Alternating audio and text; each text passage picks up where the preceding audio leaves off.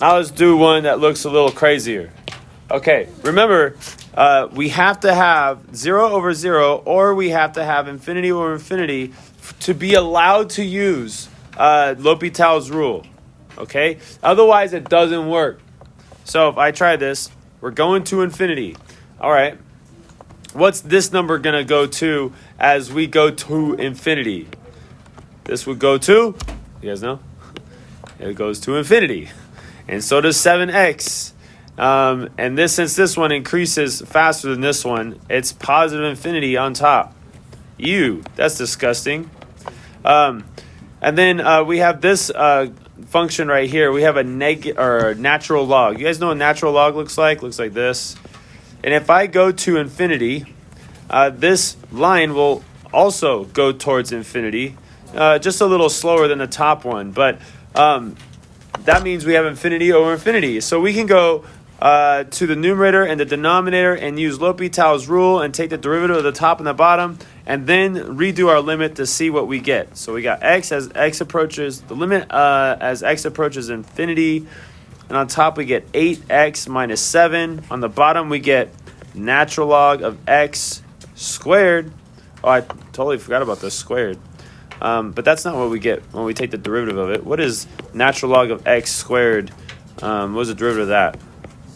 Well, we have to do the chain rule here. So we drop the 2, and we have natural log of x, and then we get a 1 up there. And now I took the derivative of the power of 2. Now let's take the derivative of natural log. What is the derivative of natural log? 1 over x. So we get 2 natural log x over x. 2 natural log x over x.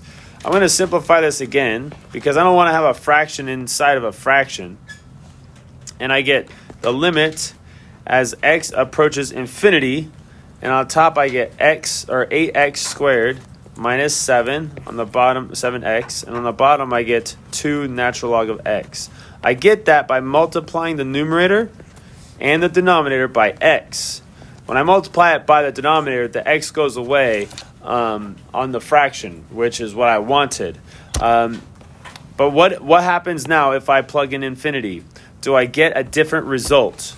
And the answer is no. I still get infinity over infinity. But now that means I can do L'Hopital's rule once again. So let's do it again. The limit as x approaches infinity. What's the derivative of the numerator this time? 16x minus 7, and the derivative of the denominator this time. That's just 1 over x times 2, right? So we get 2 over x. Here we go. Okay, now I'm going to rewrite this because I don't want to have a fraction on the denominator. So I'm going to get the limit as x approaches infinity, and I'm going to multiply the top and the bottom again by x, just like last time. And now I get 16x squared up top minus 7x.